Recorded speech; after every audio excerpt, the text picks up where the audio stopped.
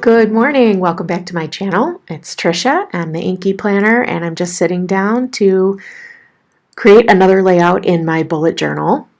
And if you haven't seen some of my recent videos, I'm working in the Archer and Olive dot grid journal, and I've been kind of switching it up each week. This week, I'm leaving on, first of all, the month ends in the middle of the week, and I'm also going out of town, so it's a little unusual, but that's what I love about the bullet journals. It gives me the flexibility to switch up my format to meet my needs.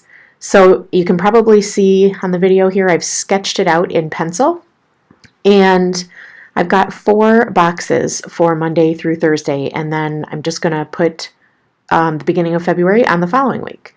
So what I wanted to do, my idea was to mask off these boxes and create a blended background behind them. So I'm just using some wide post-it tape that I have on a roll here, and I'm trying to cut straight-ish corners and line them up with these boxes that I have sketched in.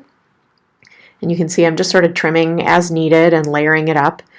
And I'm just putting the finishing touches here. It's a little hard to see the white on white, but I do have all 4 of those staggered boxes covered up. And then I'm also using a skinny post-it tape. I'll grab it in a second here, and I'm going to create a frame around the entire page. And I'll just take a length of tape. I'm going to cut it right in half because I don't need it to be that wide, and that gives me 2 nice, perfectly straight edges. And I am erasing a lot of my sketch lines. When you're stamping, those don't really matter because they'll be hidden behind the ink, and then you can erase what's left over. But with ink blending, which I plan to do, I think the ink blending would sort of trap those pencil lines in there, and I maybe wouldn't be able to erase them, so I just wanted to be safe. So I'm going to start out grabbing some Distress inks. You can see I've got everything taped off now. And I'm going to use Shaded Lilac. In my previous weeks, if you've checked out my other videos, I'm kind of sticking with a palette of cool, kind of wintry colors. I live in Michigan, so it's very chilly here. In fact, this week we're going down into, I think the high on Wednesday is going to be -2. That's not normally how our winters are, not normally very brutal, but they can be. So I'm sticking with those colors, and I'm using this pale lilac, and then, or shaded lilac is the name of the color. The next color is Salty Ocean, and I'm just getting I'm using this round mini ink blending foam, and I'm starting on my masking tape and then working my way onto the page so that I get kind of a nice soft blend. And I kind of go back and forth between my colors to get an even gradient between them. And I'm kind of darkening up that bottom, give it a little bit more purple. And then finally I will come up to the top of the page with my lightest blue in just a second. So you'll see I'm going to grab the Tumbled Glass Distress ink. And this works with regular inks too, so if you have dye inks or pigment inks or Distress Oxide inks. These were just the colors I wanted, and these Distress inks do blend beautifully, and I'm loving how they work on this paper. This is the first time I've done this. So here's the magic. When you peel it back, I wanted to make sure I had enough of a crisp edge there, and when you peel back the masking paper, you get this beautiful frame with the white paper all around the edges of the page, and then those 4 white boxes will be revealed. So you'll see I'm going to peel all these back carefully. This post-it tape is wonderful. It's sticky enough to stay in place, but not so sticky that it's going to tear your paper. It comes off perfectly, and it leaves these beautiful white boxes behind. And these will be the 4 days that I'm going to use for this week. So let me get all my stuff out of the way. I'm just going to set that off to the side. I do reuse that post-it tape. You can use it until it loses its stick. I'm grabbing this really cool stamp set. This is from Sweet Stamp Shop, and it's just a really interesting font. It sort of has a mix of a cute all caps and then a really big frilly script, and it makes the days of the week look really cool. And just the shape of this worked well with my boxes for this week. So I'm starting out up here in the corner with Wednesday, and I'm stamping that in, and I'm just using my VersaFine Onyx Black ink. I really love that ink for titles and words, and because it's just so super crisp and dark. Now when I stamp on the left side of my page, I mentioned this in my previous video, but I always like to put a support back there when I'm working in this book, especially at the beginning of the book, because it's uneven and I don't want that to tilt. You'll get a better impression. So you'll see I've got an acrylic block underneath the left side of the page, and I'm just erasing. I don't have to erase ahead of time, but I am.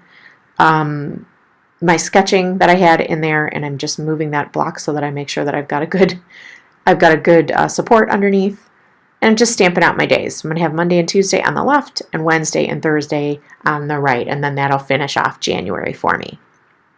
Like I said, normally I do like to see my whole week, even if the month changes in the middle of the week, but this week I happen to be going out of town on Thursday, and it's going to change my patterns dramatically anyway, so this sort of fit to end this page on Thursday. So I'm grabbing these really cute, super tall alphas. I think it's called Cutaway Alpha. This is from Waffle Flower, and I want to stamp January across the top left of my layout. And when I'm using Island Indigo dye ink from Stampin' Up. These are just, I love Stampin' Up inks. And when I stamp in when I'm stamping out a title, I like to start with the center letter first, and I'm using the grid lines on my glass mat behind me to sort of just roughly get to the center of my page and then stamp the U right there. And then I'll work my way to the left and the right with my various, with the letters to spell out the word. So starting in the middle of January makes it line up nicely. I can use my grid dots to keep everything level. It's just easy peasy. And you can see I've got that acrylic block back there for support. So now I have a nice title for my page. The next thing I'm going to do is outline my boxes. And I saw on Pinterest, I'll try to find the photo and plug it in here, but I saw a double lined, kind of a double framed box, and I loved the look of it. It had a thin inner frame and then a thick outer frame. So that's what I'm going for. I'm using a 0.2 to do the first outline on all of these boxes. See, I'm just kind of going around with my straight edge. And then once I'm done with that, I do want to put a frame around the entire 2 pages as well. The whole spread is going to get a frame on the outside. So I'm just doing the same thing using my straight edge. I find it easier to rotate my book and kind of go up and down with my hand. It just works for me. So now I'm picking the thicker nib of my Staedtler, if I'm saying that right, pigment pens, and you can see it makes a much bolder line. And I'm just going to repeat the process and give myself a little border. So I sort of have like a double matted box for each of my days. And I really like how this turns out. Just simple details like that sometimes can change up the whole look of your project and just make it look really cool. So I like that. It almost looks like they're picture frames or something. So I've got that done. I've done that on the boxes and all the way on the outer frame of the page. Now those tiny skinny washies are from Illustrated Faith, and I love these guys. They're transparent and they have beautiful colors, and I'm just going to create a couple of lines. I just thought a little accent of some stripes up here would be cool. So I'm just laying down a strip of washi and cutting it away behind my title. And I'm going to repeat that a couple of times. I'm just using my dots as a guide so that I get them nice and straight. Again, that makes it so easy. Kind of pushing it in with my fingernail in the groove of the page so that it doesn't buckle on me. And then just cutting it off. You can use a scissors, or you'll see on the third stripe I end up using a craft knife, which works great too. You can just kind of very lightly swipe it with a craft knife and then peel off the excess. And you get a couple of cool design elements here, just these lines to add a little design to the top of the page. So I really like how that turned out. I'm just kind of going over that seam again, just to make sure those don't buckle or come undone when I open and close the page.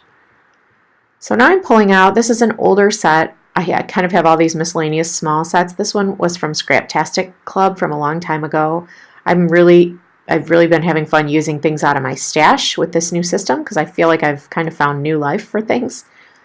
But this set has 2 titles. One says this week, one says next week, and I really like having spots for both of those things on my weekly pages. Gives me sort of a master task list for the current week, and then also things to pay attention to, you know, in the week ahead, like things I know I'll need to get to. Now I'm just writing in my dates, and I'm just nestling those numbers right into the stamps. And I'll go around and make sure I've erased any remaining pencil lines. This next step is subtle, but wow, do I think it makes a difference. I'm just taking my gray mild liner, and I'm adding a little drop shadow to the left and the bottom of each of these boxes. And I just think it adds so much more dimension and interest to the page. It just makes it look like they're layered up and kind of makes them pop off the page a little bit. And it's so simple to do. And you can do that with any layout, any configuration. Just add a little gray shadow and it makes a really cool difference. I also ran a strip of the gray mild liner over my titles.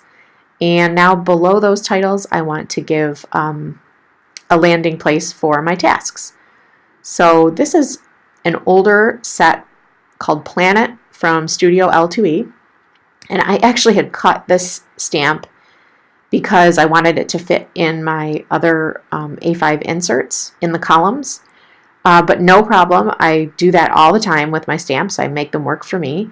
And then when you want to use them as they were originally designed, you can just put them right back together. So what I do is I line them up on the block, and then I do a test to make sure I got them lined up right. And I did. You can see it looks perfect. You'd never know I cut it. So now I'm using that same Island Indigo ink, and I'm just giving myself 2 little sets of lines down there for checkboxes for the week. My final step for this page is to add a couple of snowflakes in the background, and I use these snowflakes on some of the other pages too, so it just carries the theme throughout the month. And just picking some light colors. I've got Baja Breeze here from Stampin' Up, and I just want to kind of nestle these snowflakes behind my boxes, so I'm grabbing that same masking tape, just reusing the stuff I already used, and I'm just going to put it in the corner of the box and stamp next to it, just so it looks like the snowflake is behind the box. And I will move this masking tape all around my page, multiple places, and add in snowflakes all over to give me a little bit more interest to my background. Make it look like it's just a snowy day back there. You can see I'm moving my block around to give me support on the left-hand side. Or if you have something larger like a book or something that's the right height, even better, because I do have to move my block depending on where I end up putting the stamp. And I'm going to choose another color here too. This is Soft Sky, just a lighter color because I'm going to go towards the top of the page where my background is lighter. And I want it to be very subtle. But I think it is cute. It adds just a little bit more interest back there. And it's super easy to do. You'll see up here I did not move my support block. So when I stamp this, my page bends down and I get a little bit of excess stamping from the ridge of, the edge of my stamp block. No worries though. I'm grabbing a Tombow Mono sand eraser and just kind of running over that. It's not perfect, but I don't care. You barely notice it on the page, and I think it looks pretty overall. And these are not, works of art here. This is my journal. It doesn't even matter. But look how well that came up. You can see now I move my block around. And I'm going to, of course, repeat the mistake 3 times. I get it in the middle here, and then when I do this edge, I get the same problem. So I wasn't being very careful. But again, no big deal. Just use my sand eraser to clean that right up. So that is my page this week. I love how graphic and clean it looks. I think it's just bright and fun and happy to look at. So I will finish this off with a couple of still shots at the end where you can see I've actually written in my events for the week. So you've got a little before and after the pen glimpse. And thank you so much, as always, for watching and planning with me today, and we'll see you next time.